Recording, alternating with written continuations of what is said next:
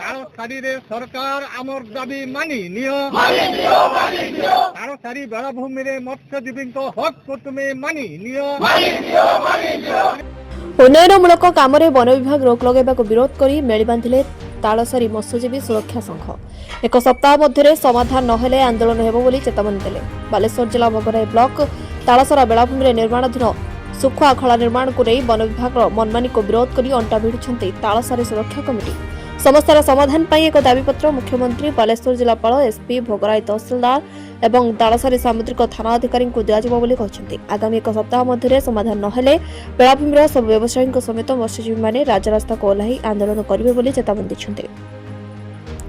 ସୂଚନା ଥାଉ କି ବେଳାଭୂମିରେ ମତ୍ସ୍ୟ ବିଭାଗ ପକ୍ଷରୁ ଏକ କମ୍ୟୁନିଟି ସେଣ୍ଟର, ଶୌଚାଳୟ, ପାଣି ପମ୍ପ ସହ କଂକ୍ରିଟ ଶୁଖୁଆ ଖଳା ନିର୍ମାଣ ପାଇଁ 1,98,00,000 ଟଙ୍କା ମଞ୍ଜୁର ହୋଇଥିଲା। ତେବେ ପ୍ରାୟ କାର୍ଯ୍ୟ ଶେଷ ହେବାକୁ ବସିଥିବା ବେଳେ ବନ ବିଭାଗ କଂକ୍ରିଟ କାମକୁ ରୋକ ଲଗାଇବା ବେଳେ ନିର୍ମାଣ କାର୍ଯ୍ୟ ଶେଷ ହେଉନଥିବାରୁ ଅସନ୍ତୋଷ ତେଜିବାରେ ଲାଗିଛି। ଶୁଖୁଆ ଖଳା ନିର୍ମାଣ ପାଇଁ ପ୍ରାୟ 100ରୁ ଅଧିକ ବ୍ୟବସାୟୀଙ୍କୁ ସ୍ଥାନାନ୍ତର କରାଯାଇଥିଲା, ମାତ୍ର ଏହାର ନିର୍ମାଣାଧୀନ କାର୍ଯ୍ୟ ଅଟକିଥିବାରୁ ଦୋକାନୀମାନଙ୍କୁ ଥଇଥାନ କରାଯାଇ ନାହିଁ। ଏହାକୁ ନେଇ ଦୋକାନୀଙ୍କ ଭିତରେ ଅସନ୍ତୋଷ ବୃଦ୍ଧି ପାଇଛି।